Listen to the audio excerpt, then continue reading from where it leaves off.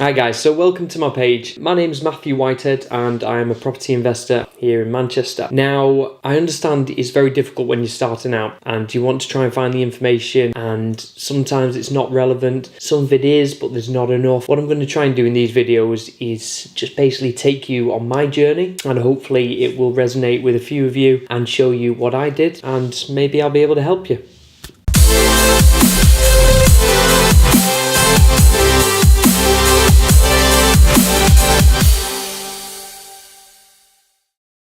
This is the numbers. So what we want to do, we want to try and make it very simple in this one. There's a lot of strategies out there. You've got service accommodation, buy-to-lets, HMOs, flips. Any of these investments, they all operate on the numbers. So what I want to do in this video is just show you how to run the numbers. I will just tell you what I do, and that is doing return on investment. Okay, now your return on investment is very crucial because it's actually the money that you're going to get back for the money that you put in. Simple as that. Let's not overcomplicate anything. Okay, now people can calculate yield. I'm not going to get into that. I'll just brush on that in this instance. And calculating the yield will just give you a quick overview of whether it's a good property or not a good property. Okay, so if you want to look into that, you can look into that. I'm not going to go into that. I'm just going to focus on return on investment, or ROI. So if we're looking at the ROI, we need to be very, very honest with the numbers. If you're not honest with the numbers, you're not going to know what you're going to get out in the end. Don't try and fool yourself. You're just going to lose money. I'll get sent investments from sources. We'll give you 98% ROI on this property. And then when I start asking questions, did you include this? No, we didn't. Okay. So what we're going to now do is we're going to look at an example, and I'm just going to talk through what you need to do in order to calculate your return on investment. So first and foremost, you need to calculate how much total money you're going to be putting into that investment. And I want to calculate every single penny, okay? So if we can do that all from the start without even buying the property, we can figure out whether it's a good investment and we can save you thousands of pounds at the tail end. So we need to know how to do these, get quicker at these, and then we'll be able to find a good investment. So I'm going to run an example here of a buy-to-let property. This is just an example off the top of my head, and we're going to put down the purchase price of £90,000. For that, we're going to buy it with a 25% deposit, which is quite typical for your buy-to-let properties. They do ask for normally a minimum of a 25% deposit. Okay, then the next thing that we need to do is we need to calculate your stamp duty. Now, since this is probably a second home for you, it's an investment property, it's going to incur stamp duty charge on that up to £125,000, which this one falls into. It's at 3%. Then we're going to include the solicitor's fees, and we're going to put the rough estimation on that. You've got, if you want to do a survey, and if this is your first buy-to-let property and you don't have any qualifications in the building trade, you may want to get a survey just to put your mind at rest. Then we've got the refurb cost. Now, when it comes to the refurb, even if you're buying a property that is immaculate, there will be some costs. You may have to change the locks, you may have to redecorate, you may want to do a few alterations to make it more appealing to the tenants that are going to move in. So don't always put that down as zero, even if you think it's in a great condition.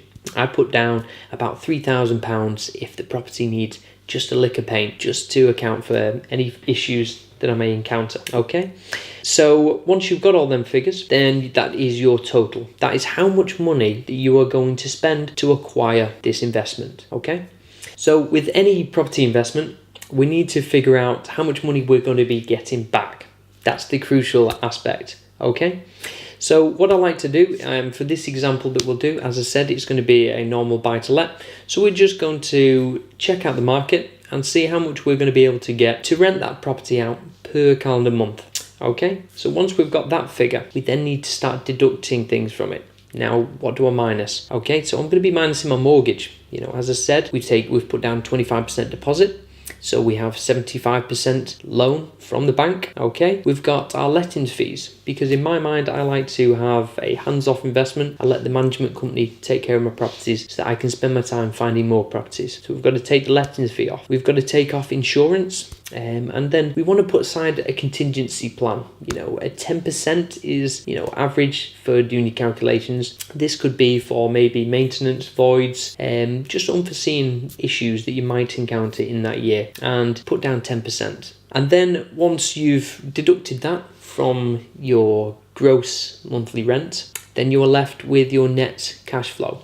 Okay, that figure is crucial. That is what you're going to be getting in. That's your profit. So we're going to times that one by 12, and that's going to give you your yearly net. Now, to get your return on investment, you take your yearly net and you divide that by the amount of money that you put into the investment, and then times it by 100 to get a percentage. Now, once you get your return on investment, it's up to you to decide whether that's a good deal. Your ROI could be 5%. You may think that's great. At the bank, I'm only getting 0.5%, but it's not mind-blowing. But for this one, you have to base it on your circumstances. It's completely up to you. Okay, so here's the example. We are buying a property for 90,000. Now we're buying that with a 25% down deposit. Okay, so that is £22,500. We've got the stamp duty to add on. That's £2,700. Calculated at 3% because it's below 125,000. We've got solicitors fees. Now I'm estimating £750 for my solicitors fees because that's usually what I pay, and that includes the searches. You might be different, but go and get a quote from your local solicitor. Then we've got the survey fees. Do you want to get just a home buyer's report, or do you want to get a full structural survey? It's up to you. Phone around, get some quotes. It's free of charge to go and get some estimations and have these figures standing by for when you are ready to invest. I've put down £500 for that. Now, for the refurb, as I said, on this example, I'm going to base it that there's not a lot of work to be done, a lick of paint, and then get someone in. So I've put down £3,000 for that. We then add all that up. My total is £29,450. Next, I need to know how much money I'm going to get per month. We do that by assessing the market. We find a nearby property. So let's say in this example, we've seen a few on the same road, the same number of bedrooms, and they're going for £650 a month. Great, that's a good example. And they're already let out, so we know people are taking them. Now we need to know how much our monthly mortgage payment is. In this example, I've said it's 3%. We're going to calculate it on 3%.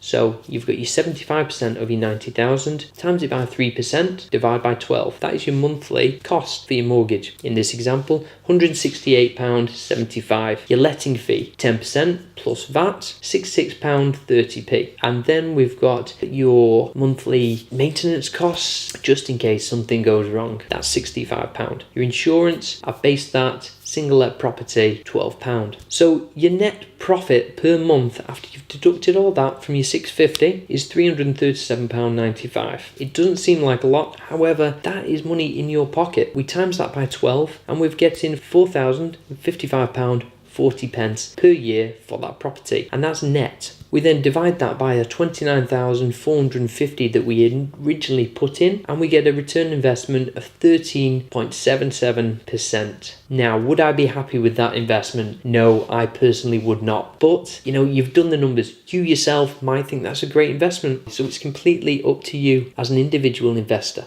Okay, but that is how you run the numbers. As a little addition, you might want to work out how long it will take you to get that money out. In this example, it's 7.3 years to get 100% of my money that I invested back in my pocket. And that's a long time for me. 7.3 years, and that's hoping nothing goes wrong. As I said, this is only the start. We need to get these numbers in your head, memorize so you can do them real quick. You can go and see a property and instantly do the numbers, and you can tell whether that's a good investment or not. So keep working on these numbers. Use this as an example. Go back through the video and make notes on it so that you have these calculations ready to go. Okay, thanks for watching the video, and I'll speak to you next week.